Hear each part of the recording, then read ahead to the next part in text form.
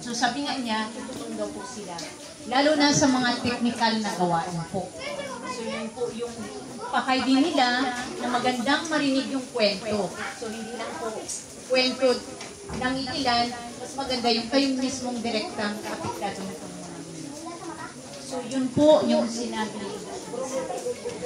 So siguro po kung may gustong mag-share tungkol sa karanasan, kasi mas gusto nga nilang marinig, kung may magkwento po sa inyo mula sa leader, sa kababaihan, sa kabataan, ay pwede po kayong magkwento. Kasi ilang po ako kahit hindi lang. Simula po paglaban ng ahan, bagay, hindi. Attorney pa lang po siya. Tapos, dami ko lang po naranasan.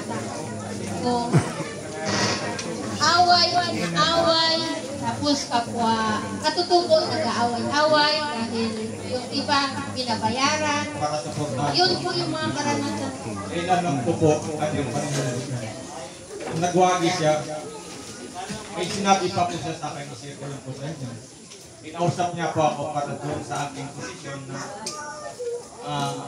kumampi po o tumulong po sa kanyang advokasya sa atin.